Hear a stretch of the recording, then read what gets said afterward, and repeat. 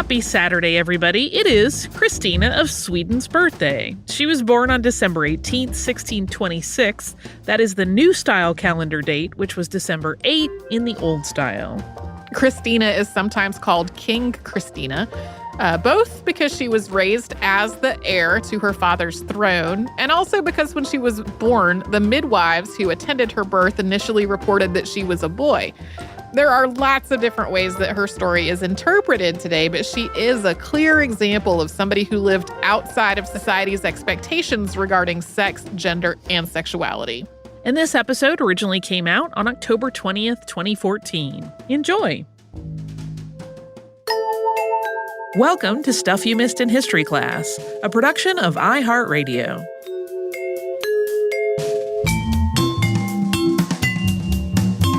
Hello and welcome to the podcast. I'm Tracy V. Wilson. And I'm Holly Fry. Today we're going back to the world of Swedish royalty. This time it is to Queen Christina.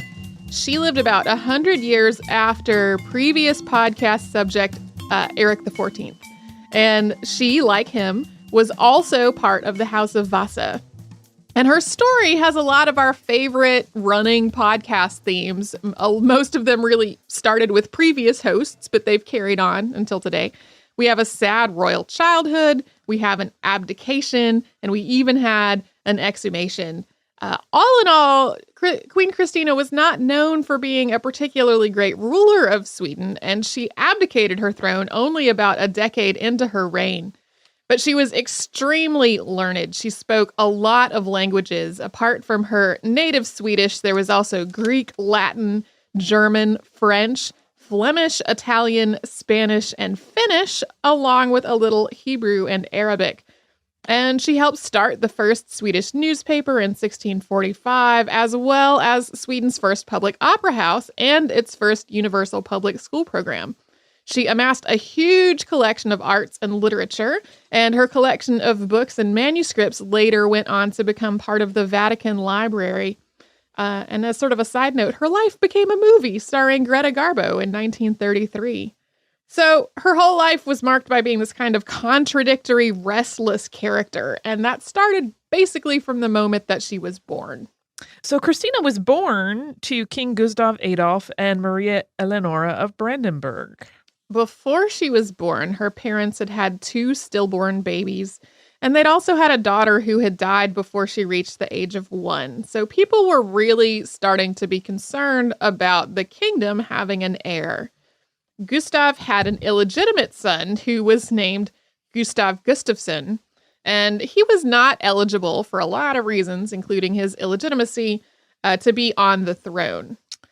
King Gustav's Catholic cousin, Sigismund, was king of Poland, and he had two sons of his own. And people were quite worried that if something had happened to Gustav before he produced a legitimate heir, Sigismund was going to take over and make Sweden, which at that point was a staunchly Lutheran country, into a Catholic country. And since Sigismund had two sons, it seemed like that had the potential to turn into a lasting Catholic dynasty. So it would really have upended Sweden. Maria Eleonora, so Christina's mother, also seemed to have developed some kind of mental or emotional disorder over the course of her previous pregnancies and the children she had lost. She had always been really affectionate with her husband, but she became just desperately attached to him. She would get really agitated and distressed whenever he was away, which he had to be away quite a lot because he was king. Her language skills and her handwriting started to deteriorate, and her behavior became really erratic. People started to worry about her ability to conceive and to carry a healthy child to term. However, despite all of those potential issues, 5 years into Gustav and Maria Eleonora's marriage, Maria became pregnant with Christina, who was born on December 8th of 1626. That's in the Julian calendar, which would be December 18th under the modern Gregorian calendar. And she was a little early and born in caul, so that means her amniotic membrane was still intact and covering her once she was born. And so the midwives removed the membrane, and they declared her initially to be a boy. And word spread around the castle to a great deal of celebration.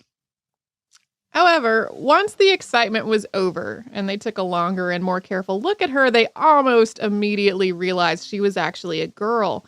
And everybody was sort of afraid at how the king would react. I mean, they had had all of these previous tragedies and all this buildup, and they had just told him joyfully that he had a son now. So nobody told him about the mistake until the next day. That kind of cracks me up. There's been a great deal of speculation about what may have caused this misidentification on the part of the midwives to believe that Christina was a boy rather than a girl. There have been theories bandied about that she had an intersex condition and some kind of chromosomal disorder, and that her external genitalia may have exhibited both male and female traits. Another theory is that her body was simply ambiguous, and that the lighting was poor, and that there could have been a little wishful thinking in the mix, and that the midwives saw initially what they wanted to see, which would have been a male heir. There are a lot of family memoirs from this time who portray the king as being just enormously and immediately welcoming and accepting of the fact that he actually had a daughter. And some of that is kind of glossing over the initial shock and upset that he did have. Having a daughter instead of a son was a big upset. They had been trying for a long time to have a male heir, and now they didn't. But he did quickly warm to the idea of having a daughter and of raising his daughter like a prince. Christina's mother, on the other hand, was devastated that after so many attempts, now she had a daughter and not the son that she had been, basically tasked with providing for the kingdom. So she basically shunned her daughter for a lot of her early life. And Gustav decided that Christina, in spite of being female, would indeed be his heir. And he wanted her, as Tracy said just a moment ago, to have a princely upbringing. And this was not just in terms of her education and her intended role as the leader of the country, but also in terms of her sort of day-to-day exercise and the pastimes that they would kind of nurture her into. As she grew up, this suited her just fine. She was not at all fond of the duties and pastimes that generally fell to women at the time. Her father wanted her to learn to ride and to fight and to handle a bow, and she did all that, and she did it well. And her demeanor was not at all typically feminine. I think today people would have called her a tomboy. And just for clarity, it really was not unheard of for girls to have the same education as boys, especially when they were in line for the throne. And so Christina's schoolmates for part of her childhood were actually two female cousins. The fighting and the hunting and the bow work, however, were not really typical pursuits for girls or women. So the idea of Christina as his heir was not just an idle fancy on Gustav's part. He started making real plans to confirm her as his successor while she was still a baby. The 30 Years' War had been going on for about 8 years by the time Christina was born, and Adolf knew that it was very possible that he would be killed in battle. So in addition to officially naming her as his successor, he started looking for suitable candidates for her to marry when she got older to cement the hereditary line to the throne. The primary candidate was a cousin of hers named Carl Gustav. He also had his chancellor named Axel Oxenstierna, along with 5 regents to rule in his and his daughter's stead. However, he didn't really have an active part in raising his young heir. He was needed in the war, and Christina's mother wanted nothing to do with her. So Christina spent most of her early childhood living with cousins, except for being dropped once when she was a baby, and that was possibly on purpose by someone with Catholic leanings. It was mostly a happy few years. She was surrounded by other children close to her own age. She had playmates and friends, and other girls who were studying with her. So this part of her earlier life, in spite of being separated from her parents, was not all that bad. But when she was just 5, so still very young, her father was killed in the Battle of Lutzen. And Christina's mother, of course, completely distraught. We talked about how clingy and sort of almost obsessive she had become with the king. So her mother had the king's heart removed and placed in a golden casket so that she could keep it with her. Her behavior continued to become increasingly bizarre, and she spent a lot of money on a really elaborate funeral. She also did not bury the king's body right away. Now, this was not entirely unheard of at the time, especially when it was wintertime and the ground was frozen and it was difficult for people to travel for that sort of thing. But Gustav's body wound up being buried 19 months after his death, and this was over the fierce objections of his wife, who had kept it lying in state and spent hours and hours at a time viewing it. At some point, she even kept the coffin in her own bedroom so she could have it close by. So, as we said, not atypical for there to be a long delay at this point between when a king died and when the king was buried, but this was a really long time, and Maria Eleonora's displays of grief were not at all typical for the time. So the king was finally buried, and once that happened, Maria Eleonora took custody of Christina, and she took her out of the home where she had been and had friends and playmates, and she moved her into a much more lonely and erratic and just sort of cold existence that was largely just the two of them together. And this is where Christina's royal childhood became kind of sad. She started having these really sudden illnesses, and the general agreement is that these were brought on by the stress of the situation. She generally got better pretty quickly, but she got sick over and over again. It was a frequent occurrence. In part to get some distance from her mother, she really threw herself into her education and into training and into exercise. She sort of dove even farther into the more masculine parts of her upbringing. And before we move into when she actually ascended to the throne, Holly, would you like to take a minute for a brief word from a sponsor? That sounds like a capital idea.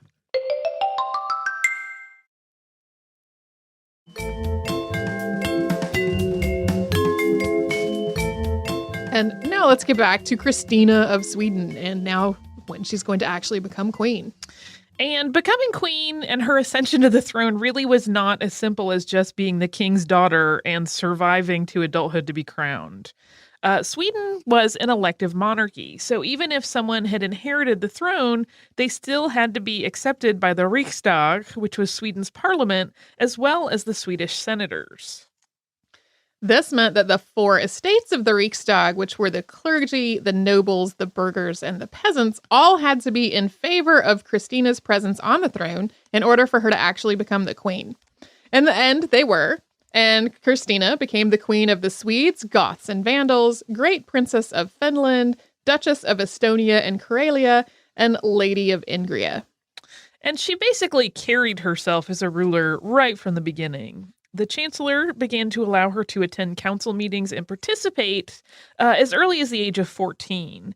She was officially crowned at the age of 18, so she was kind of doing the work of this job for several years before it was made official. She was, at that point, simultaneously a diminutive young woman. She had very fine hands and beautiful blue eyes, but she was also a very masculine force. She walked the walk, she talked the talk, and she swore like a soldier. Christina and Chancellor Axel Oxenstierna did not see eye to eye. The Chancellor had done a really good job of ruling between the death of her father and her age of majority. And even when the king was still alive, the two men had really worked together to run the kingdom and to plan and make decisions. Axel had been an efficient and pragmatic diplomat, and he was well respected among the Riksdag and among Sweden's military leaders. But Christina was a proud and arrogant 18-year-old, and she really felt like it was her time to shine. And so she and Axel butted heads. They did so repeatedly and often. If this were a modern-day film, you would maybe expect them to end up falling in love somehow, but things don't work out that way in real life. Yes, that would definitely be the romantic comedy version of Christina of Sweden. They also started to have financial problems in the kingdom pretty early in her reign. She tried to continue her father's generosity with the royal coffers, but she wasn't nearly as careful about it as he had been. She got into this cycle of giving away too much and then selling noble titles to try to earn some more money and then raising taxes on the people she had just promoted. It did not work out well. It was not an efficient way of bridging the gap. Kind of like a cascading circle of bad decisions. Naturally, in the midst of all of this, everyone wanted her to marry. In addition to Carl Gustav, another suitor was Friedrich Wilhelm of Brandenburg, who ended up marrying someone else. And Christina had a not all that clandestine affair with one of the ladies of her court, which led to some speculation about her sexual orientation, her sex, and her gender, which of course tied back into that initial mistake in identifying her sex. In the midst of all of this, popular opinion started to turn against her, and when she was 20, a man armed with daggers tried to kill her while she was at prayer. Her life being apparently legitimately at risk put a lot more pressure on her to get married, which was an idea that she continued to resist. And about this same time, the 30 Years' War was drawing to a close, which was something she herself was greatly in favor of. But not everyone felt the same. Many Protestant clergy wanted the war to continue until there could be a decisive Protestant victory over Catholicism. Others wanted it to continue just so that Sweden could continue to collect additional war booty to potentially supplement their money situation. Yeah, the 30 Years' War was this massive and obviously very lengthy conflict, and different nations had different motivations for being involved in it. We haven't really talked about that part of it because it's kind of ancillary to this podcast. But yeah, for Sweden in particular, there were people who felt like ending the war at that point was too soon. But to Christina, as long as the war went on, she could never really be in charge. While she had been accepted as Sweden's queen and she was making lots of decisions for herself as the ruler, she really had no authority over military matters. War was pretty much exclusively a man's game, especially when it came to running the show. So as long as the war went on, the chancellor and the regents continued to have a major hand in making decisions that Christina could have no control over. Ending the war would, and did, put an end to one of their sources of power and gave Christina more direct control over pretty much everything that was going on in the kingdom. So the 30 Years' War did indeed end with the Peace of Westphalia in 1648. And once the war had concluded, Christina turned her attention to her own court, and she began inviting artists, writers, and thinkers to the Swedish court. The most famous among all of these was mathematician and philosopher Rene Descartes, who she invited to stay in the palace at Stockholm. He did not really want to go. Sweden was too cold and it was too far away, and he really doubted that the Lutheran court was going to welcome him with open arms since he was Catholic. But in the end, he was convinced to come, and he and a translator went to Sweden in September of 1649. His misgivings about going and about staying once he got there were, unfortunately, prescient. He got the flu the following January and died. Some people blamed Christina, both for bringing him there and for putting huge demands on his time and effort while he was visiting court. Yet another source of pressure for Christina to marry came in 1649 when her cousin Jan Kazimierz ascended to the throne in Poland. This was the second of Sigismund's two sons, who had so worried people before Christina was born. Jan succeeded his late brother and married his late brother's widow, who was still young enough to have children. So once again, people were threatened by the idea that the monarchy in Poland was going to come to power over Sweden. Instead of marrying, though, Christina did something completely different. She went to the Riksdag and said that she wanted her cousin, Count Palatine Carl Gustav, the one that she had been intended to marry, to be named as her successor. The Riksdag pretty much scoffed at that entire idea. They were like, you're going to marry him anyway, so what's the point? That's the guy you're going to get married to and have babies with, so naming him as your successor now seems silly. They thought this even though she was still having sudden illnesses. Even though she was sick pretty often, people still thought she was young and healthy enough to have a baby. Christina, not delighted by this reaction, she went back to them and she said it was going to be impossible for her to marry.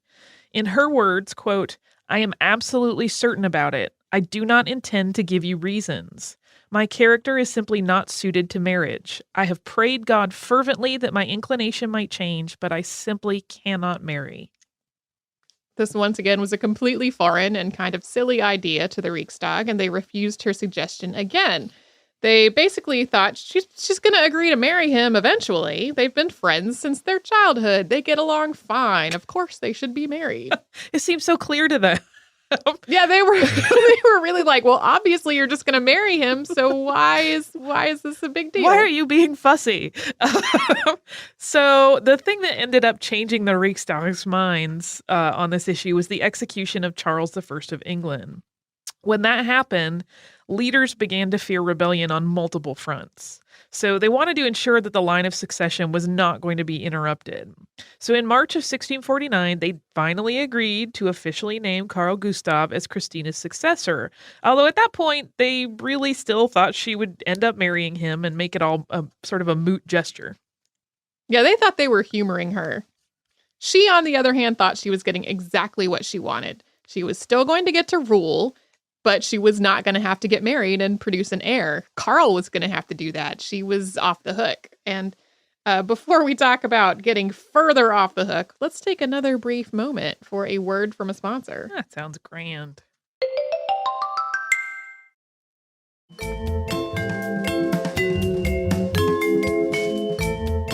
And now let's return to the story of how Queen Christina, having fought so long and so hard to get total control over the throne, abdicated.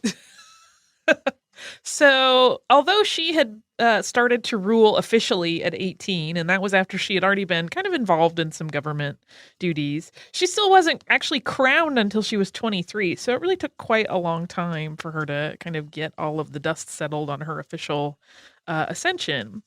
By the time she was actually planning her coronation, which was scheduled for October of 1650, she was already thinking abdicating might sound like a good plan. Before she'd told anyone about this plan, she started trying to convince the Riksdag not just to make Carl Gustav her successor if she died, but to make him the actual next hereditary king of Sweden. Not just someone to sort of run things in the event of her untimely death until another real king could be found and elected. And they said no. So she pulled a series of political strings until they finally agreed. She basically pitted all of the different classes against one another and like played up the nobles' fear of the common people taking over and the common people's fear of the nobles until they all agreed that if she would just give them a break, that they would do what she asked. In August of 1651, so less than a year after her very extravagant coronation, she informed the Senate that she planned to abdicate, and she spent the next several months trying to convince the Riksdag to allow it. I feel like she spent her entire time trying to convince the Riksdag of things. That is pretty accurate. There was a lot of her trying to get the Riksdag to do what she wanted. They were not buying this at all. And so after this couple of months of really trying to convince them, she dropped the matter for a couple of years. But during the interim, she started meeting with Jesuits and talking about converting to Catholicism. So we have talked about up to this point, some pretty deep-seated discord between the religions. And so for her to want to convert, that's big stuff. Catholicism was a religion that had really appealed to her since she was quite young. And when she was 9, a tutor had told her that Catholicism did not allow lay people to read the Bible. It encouraged celibacy and believed in purgatory. And her reaction to all of that was, oh, what a lovely religion. In early 1654, when everyone thought this whole matter of abdicating had just been dropped, Christina announced once again that she was going to abdicate. She negotiated a settlement that granted her some lands and some money, and it kept her as the sovereign of Sweden. So she didn't have to handle any of her royal responsibilities, but she was still a queen. Regardless of how you feel about her various ways of running the kingdom that were not all that great, this was kind of a masterful string pulling to get exactly the best possible situation for her to be in. Yeah, like all of the benefits, none of the responsibilities. So she abdicated that May, leaving the palace before midnight on the night of Carl Gustav's coronation. She was like the person that leaves the wedding reception early in this case. She was like, y'all have fun. I'm out of here. So there are a lot of theories about exactly why she was so set on abdicating. Her explanation was that she thought that they really needed a man to rule the country, in particular to lead the army. So if, there were another future war that the country was going to participate in, they would be better off with a male king than with a female queen. She also said that the pressures of ruling had been too much for her and that she needed to rest. And as we've made pretty clear, she was really deeply opposed to the idea of marrying, and she was under immense pressure to do so as queen. And as soon as she was out of Sweden, she adopted a more masculine dress, more masculine mannerisms, and a more masculine demeanor. And she converted to Catholicism. She took the names Maria and Alexandra after Alexander the Great. And I want to make clear here, she was not living as a man. She tended to wear trousers instead of dresses and to just behave in a more coarse way than women were expected to. But she did not present herself as a man. She was still, apart from a couple of times that she was traveling in disguise, she was still Christina. Her conversion to Catholicism was an enormous deal. Sweden was a Lutheran nation, and as queen, Christina was the head of the church. And even though she had abdicated her rule, this was still pretty monumental. Well, and she was still sovereign, so they still had a lot of stock in her religion. So Christina traveled to Rome, where she was a guest at the Vatican, something women were not generally allowed to do. And she later moved into a palace in Rome, which was her permanent home until her death. Although at various times she was away from that palace in Sweden, in Hamburg, and elsewhere. While in Rome, she fell in love with Cardinal Deccio Azzolino, who was the Pope's representative and a priest. And this seems to have been more like a romantic friendship than a physical relationship. But he did basically break up with her in a letter later in their relationship when he, quote, freed her. In 1657, while traveling, she became embroiled in an anti-Habsburg plot to seize control of Naples. This plot had to be abandoned when she learned that one of her officers had revealed her plans. So she had last rites administered to him and then had him executed in her presence. This was a long and gory execution, and the Pope did not approve of it. And so when she returned to Rome, she was no longer allowed in the Pope's presence.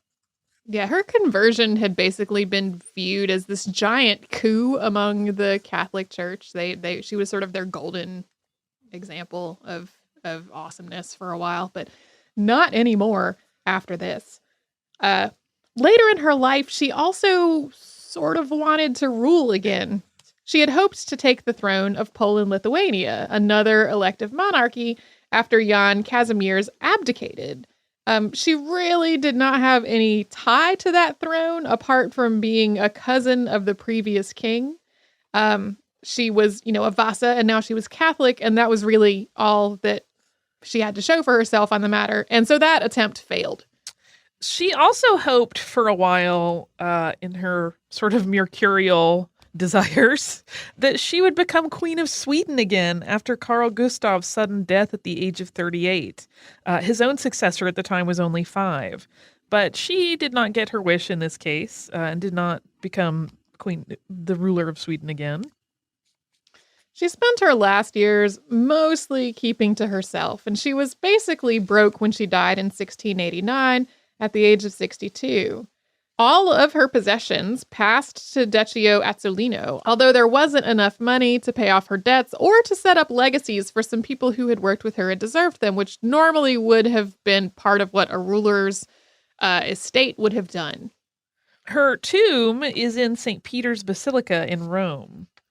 Her body was exhumed in 1965 to try to determine whether she had an intersex condition or whether there was some other explanation for the midwife's early confusion about what her sex was, and then whether that might explain her more masculine behavior later on. The results of that were totally inconclusive. In Christina's description of herself, she said she had, quote, an ineradicable prejudice against everything that women like to talk about or do. In women's words and occupations, I showed myself to be quite incapable, and I saw no possibility of improvement in this respect. And that is Christina. She's quite a fascinating character. She is kind of fascinating character. One of the papers that I read about her, which not a lot from it made its way into this outline because this outline became very long, was about the erotic art in her artwork and how her artwork collection, and how a lot of the people who had previously been owners of this artwork had kind of kept that off in the corner. And not really wanted to be associated with the fact that this more erotic art was part of their collection. She, on the other hand, hung it all in her grand salon, which was right outside her bedroom. And she would greet visitors with these erotic nudes hanging all around her. She just was a whole pile of contradictions her whole life, because she, on the one hand, did not seem super interested in having relationships of a romantic sort with people. She had a few, but they didn't really last. But, then she's greeting visitors in a room hung with these erotic nude paintings. There are some fascinating juxtapositions there. There are many.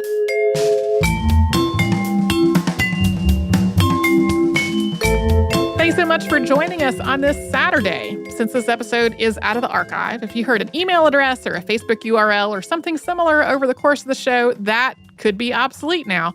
Our current email address is historypodcast@iHeartRadio.com. Our old How Stuff Works email address no longer works.